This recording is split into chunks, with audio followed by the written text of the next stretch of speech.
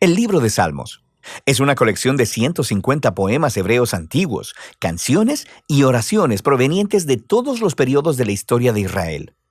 Muchos de estos poemas están conectados con el rey David, de hecho, 73 de ellos, y él era conocido como poeta y arpista. Pero hay muchos autores diferentes detrás de estos poemas.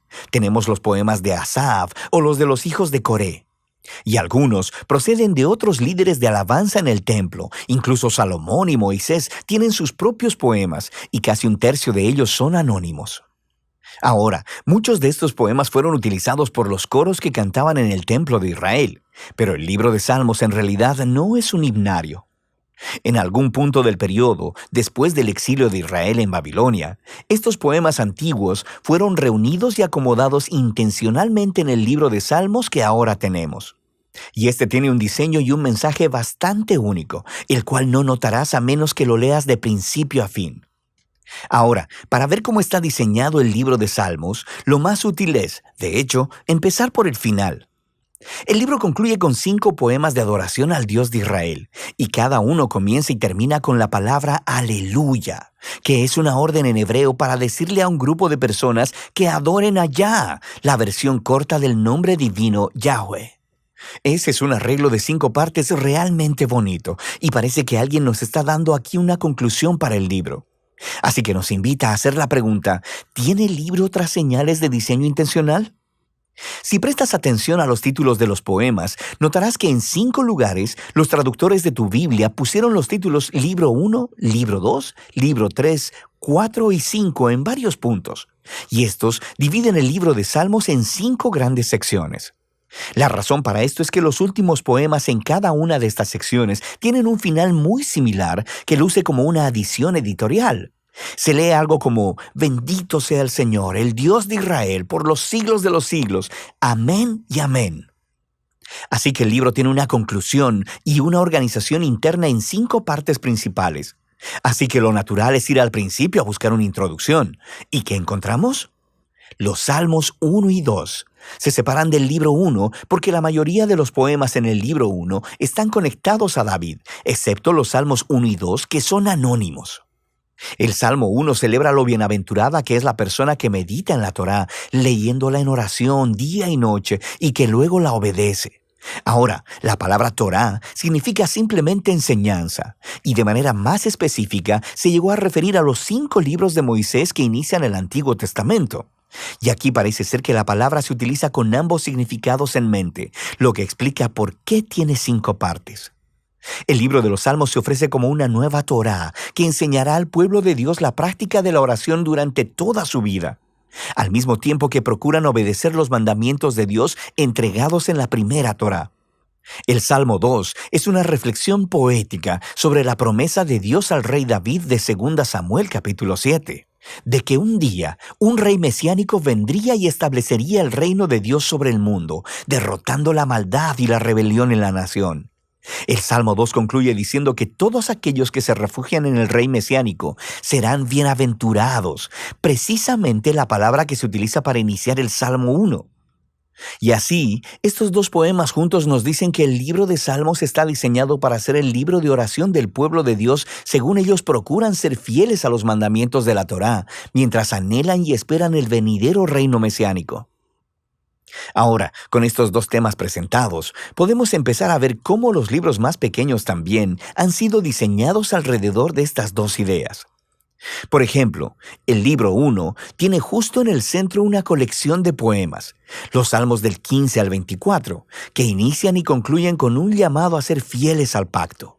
Y luego, en los Salmos del 16 al 18, encontramos una representación de David como un modelo de esta clase de fidelidad.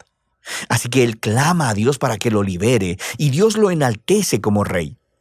Ahora, en el grupo de poemas correspondientes, los Salmos del 20 al 23, el David del pasado se ha convertido en una imagen del futuro rey mesiánico, quien también clamará a Dios. Él será librado y le será dado un reino sobre las naciones. Y luego, justo en el centro de esta colección, está un poema, el Salmo 19, dedicado a adorar a Dios por proveer la Torá. Así que aquí lo tenemos, los 2 temas de los Salmos 1 y 2 ligados muy de cerca aquí. El libro 2 abre con dos poemas que están unidos por su esperanza de un regreso al templo en Sion en el futuro. Y esta es una imagen muy asociada con mucha proximidad a la esperanza del reino mesiánico. Luego, el libro 2 cierra con un poema que representa el futuro reino del rey mesiánico sobre toda la nación. Este poema es realmente asombroso porque hace eco de todos estos otros pasajes de los profetas acerca del reino mesiánico. Y concluye diciendo que este rey traerá el cumplimiento de la antigua promesa de Dios a Abraham sobre traer bendición de Dios a todas las naciones. El libro 3 también concluye con un poema que reflexiona sobre la promesa de Dios a David, pero esta vez a la luz del exilio de Israel. Así que el poeta recuerda cómo Dios dijo que nunca abandonaría al linaje de David, pero ahora está observando la rebelión de Israel, su resultado, la destrucción, el exilio y la decadencia del linaje de David. Así que el poeta termina pidiéndole a Dios que nunca olvide su promesa a David. El libro 4 está diseñado a responder a esta crisis del exilio. Así que el poema inicial nos regresa a las raíces de Israel con la oración de Moisés, y el autor hace lo que Moisés hizo en el monte Sinaí después del incidente del becerro de oro: clamar al Señor por su misericordia. El centro del libro 4 está dominado por un grupo de poemas que anuncian que el Señor, el Dios de Israel, gobierna como el verdadero Rey del mundo, y que toda la creación, los árboles, las montañas y los ríos son convocados para celebrar ese día futuro en el que Dios traerá su justicia y su reino sobre todo el mundo. Son convocados para celebrar ese día futuro en el que Dios traerá su justicia y su reino sobre todo el mundo. El libro 5 abre con una serie de poemas que afirman que Dios escucha el clamor de su pueblo y que un día enviará a su futuro rey para derrotar la maldad y traer el reino de Dios. Este libro también contiene dos colecciones más grandes, una llamada Hallel y otra llamada Cánticos Graduales. Cada una de estas colecciones concluye con un poema sobre el futuro reino mesiánico. Y estas dos colecciones, al unísono, sostienen la esperanza de una acción futura, similar al Éxodo, en el que Dios redimirá a su pueblo. Y luego, justo en medio de ellos, está el Salmo 119, el poema más largo del libro. Es un poema alfabético. Cada línea comienza con una nueva letra del alfabeto hebreo y explora el maravilloso regalo de la Torá como la palabra de Dios para su pueblo. Así que aquí lo tenemos. Los temas del Salmo 1 y 2, Torá y Mesías, combinados juntos en el libro 5, lo que nos lleva de vuelta a esa conclusión de los 5 poemas. En el poema central, el Salmo 148, toda la creación es convocada para adorar al Dios de Israel, porque, citando textualmente, Él ha exaltado un cuerno para su pueblo. El cuerno es una metáfora de un cuerno de toro levantado en señal de victoria. Y esta imagen hace eco de la misma imagen usada en el cántico de Ana en Samuel capítulo 1, pero también al Salmo 132. El cuerno es un símbolo del futuro rey mesiánico y de su victoria sobre el mal, y es una conclusión apropiada para este asombroso libro. Ahora, aquí hay otra cosa que probablemente pasarás de largo si no lees el libro en orden. Hay muchas clases de poemas diferentes en el libro de Salmos, pero todos, básicamente, caen en dos grandes categorías: poemas de lamento o de alabanza. Los poemas de lamento expresan dolor, confusión y enojo acerca de lo horrible que es el mundo y lo horrible que son las cosas que le están sucediendo al poeta.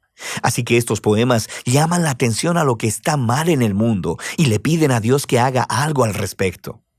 Hay muchos de estos en el libro, lo que nos dice algo importante, que el lamento es una respuesta apropiada a la maldad que vemos en nuestro mundo. Pero lo que notarás es que los poemas de lamento predominan en la primera parte del libro, en los libros del 1 al 3, pero pon atención, porque en ocasiones también encontrarás salmos de alabanza. Los poemas de alabanza son poemas de gozo y celebración y llaman la atención a lo que es bueno en el mundo y recuentan las historias de lo que Dios ha hecho en nuestras vidas y agradeciéndole por ello.